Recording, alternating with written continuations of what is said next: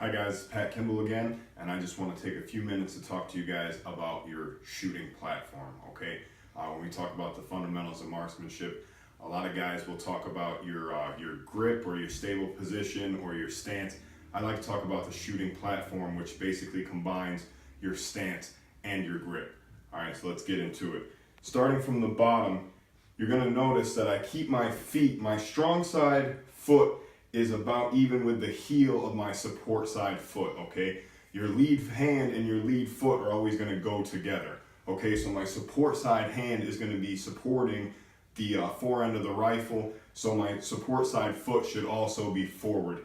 And you're also going to notice that my toes on both of my feet are pointed straight at my target, okay? We want our toes and our knees and our hips and our shoulders to all be oriented toward that target to maximize our chances of aligning our rifle and our sights correctly and getting a good hit, okay?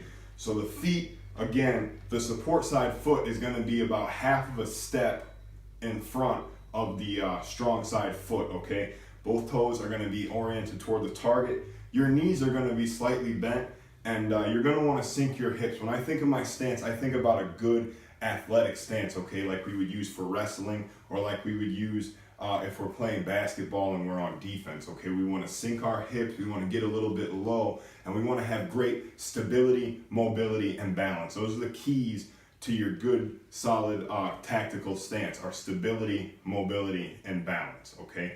So that's what we're looking for. A lot of people will tell you you want your base to be like shoulder width or even a little bit wider. I like to keep my base, my feet, and my legs right under my hips. I find that gives me the best stability, the best ability to move in any direction that I need to, and I feel the most balanced, right? Because I'm not way out here somewhere. Everything's kind of in a good straight line, okay? So again, get that good bend in the knees, get those hips sunk down a little bit, good aggressive forward lean. Go ahead and rotate to the side so you guys can see what I'm talking about here. Okay, now with my grip, I grip high up on my pistol grip, as high as I can.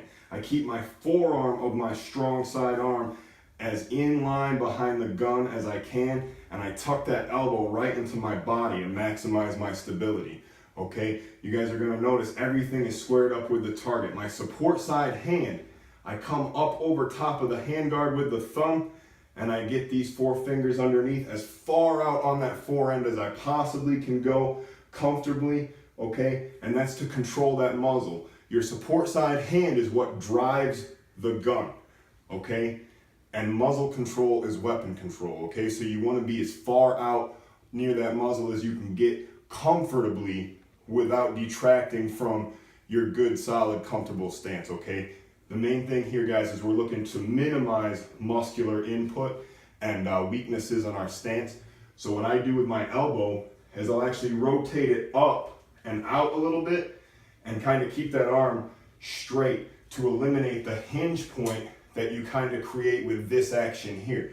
You'll notice this isn't nearly as stable as this. I always thought that this grip was kind of weird looking until I actually started using it, and I realized the purpose of this thumb being over top here is to control recoil and keep that muzzle down on your target so you can get back in those sights and drive that gun and either move on to the next target or put your weapon on safe and move on. So again, your stance and your grip are what's going to create that shooting platform.